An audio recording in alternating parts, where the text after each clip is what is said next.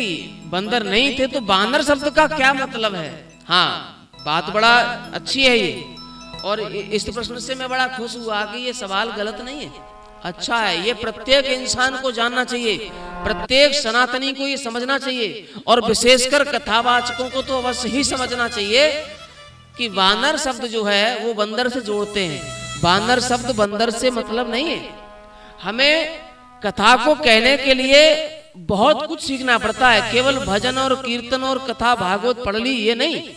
हमें उन चीजों को भी ख्याल होना चाहिए जो बोली कुछ जाती हैं और समझी कुछ जाती हैं, इनका भी हमें ज्ञान होना चाहिए। जैसे मैं एक उदाहरण दूं आपके लिए, सनातन की भाषा में सैंधव कहते हैं नमक के लिए, और सैंधव ही कहते हैं घोड़ा के लिए।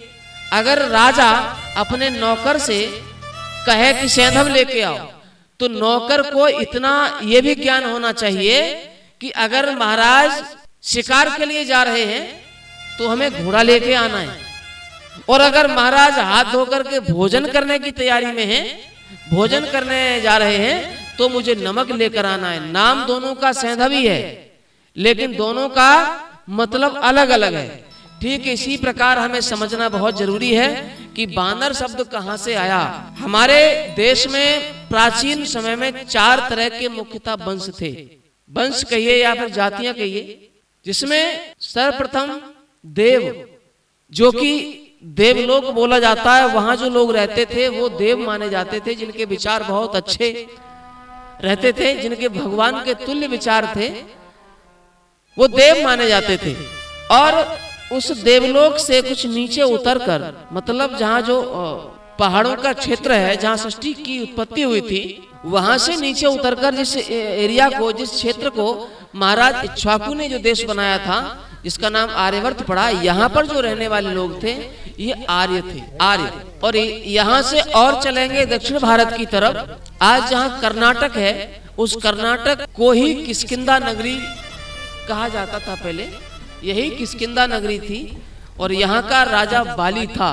इस क्षेत्र में जो रहने वाले लोग थे उनको बानर बोला जाता था। क्यों बोला जाता था बानर? क्योंकि वो उस क्षेत्र में वन बहुत थे, और ये सब लोग वन में रहा करते थे। दक्षिण भारत में उस समय वन ही वन थे, और वन में रहने वाले लोगों को बानर कहा जाता है आज भी, और पहले भी इसलिए बानर कहा जाता था। लेकिन वो हम और आपके जैसे इंसान ही थे। ये चित्र जो बनाए गए हैं ना, उस समय ना कोई कैमरा था, ना कोई फोटो खींचने का कोई उपाय था, कोई मूर्ति, कोई प्रतिमा पता है मुझे कि प्राचीन समय की उस किसी के पास हो। ये सब यहाँ आकर के हमने बानर समझा कि बंदर, तो बंदर जैसी मूर्ति बना दी। लेकिन हमारे तुम्हारे जैसे इंसान थे, वो वन में रहते थे, इसलिए बानर बोला जाता था। अल्प ज्ञान के कारण कुछ कवियों ने उनको बानर शब्द को बंदर से जोड़ दिया, यही हमारे सनातन की भूल हुई। चौथा वंश था दस्यु, यानी दानव। समझना, देव, आर्य, बानर और दस्यु अर्थात दानव, ये 4 प्रकार के प्रमुख वंश उस समय थे हमारे भारत में। तो यहाँ आप समझने की कोशिश करना, हनुमान जी स्वयं कहते हैं, भगवान श्री राम को परिचय देते समय उन्होंने बोला है, और महर्षि वाल्मीकि जी ने लिखा है, ये मेरा अपना ज्ञान नहीं है कोई जो मैंने अपने आप बना लिया और बोल दिया। उन्होंने कहा है कि मम पितृ पावन पवन श्रीयाम केसरी नरोत्तमा, मम पितृ पावन पवन श्रीयाम केसरी नरोत्तमा, मातांजनी यशस्विनी कानेन जन्म स्थली। अब यहाँ दूसरी गलती का पर्दाफाश हो जाएगा। इस श्लोक में आया कि मेरे पिता पवन केसरी हैं और मेरी माता का नाम अंजनी है, जो अपने गुण, अच्छे गुणों के कारण संसार में यशवान है, यशस्विनी है।